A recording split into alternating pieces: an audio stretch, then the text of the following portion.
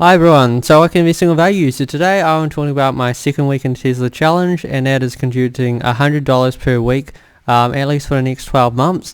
And so far so good. The value is positive at $203.72, giving an overall return of 1.86% return, which is so much better than the bank itself. So I think so far it's working out pretty well, but of course we have to see over a much longer time frame how things go.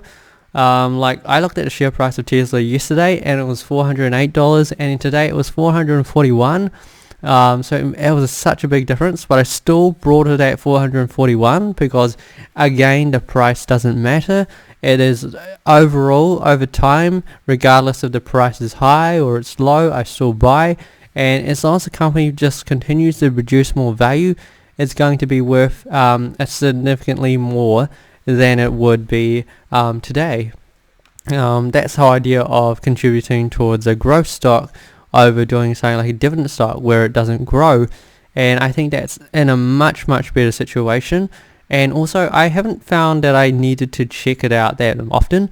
Like, I do like to look up Tesla, or even if I'm like watching the different groups, people just post news on Tesla anyway, so it just appears in front of me regardless if I want to watch it or not.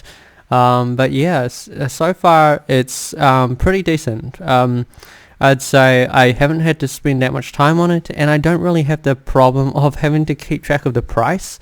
Like, regardless of the price, I just buy it. So that's the beauty, where you buy something and you don't actually have to watch the price. So I've kind of enjoyed that. I've kind of enjoyed the whole, like hands-off type approach, where I don't have to like actively watch the stock and make sure the value is being produced there. I think in the long term it is being produced and the value is being accrued, so I don't really have to worry, and I don't have to worry about the pricing. Like, if it drops tomorrow or it drops a week later, that's okay because I get to buy more of it. So it's kind of like the whole perspective. If you're a buyer, you want the price as low as possible. If you're a seller, you want the price as high as possible. Of course I'm a buyer, so I kind of want the price as low as possible, but I do have an existing portfolio, so it kind of goes, you kind of want the price of your stock to be high so that it reflects nice. It's nice being able to see the green portfolio side of things. So you're going to get the approach from both situations. That's my pet quail, just in case you understood. He's just off wandering now. He managed to stay quite a while on the camera, which he usually doesn't do that well in. It definitely makes you think things in a different approach. But so far so good.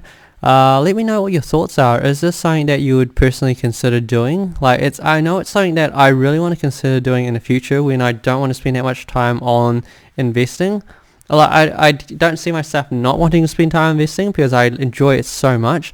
But if it ever came to that time where I was very busy with other things and I didn't have the time to spend on the stock, and I knew the stock was really good, if you spend time researching a stock once and you get all the juicy bits of information and you know it's sustainable, like it's a profitable company like Tesla, it's got new products down in the pipeline, then you can kind of rest assured that in the next 5 years the value that it produces is going to just increase over time, and you're going to do well out of it anyway.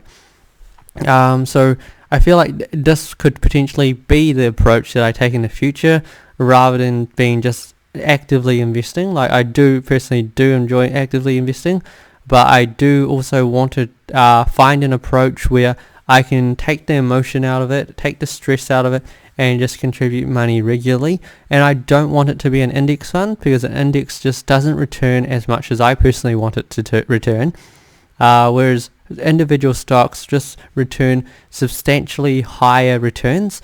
So hence why I just want to stick with something like this, find out if it actually works, and then be able to do this in a longer time frame.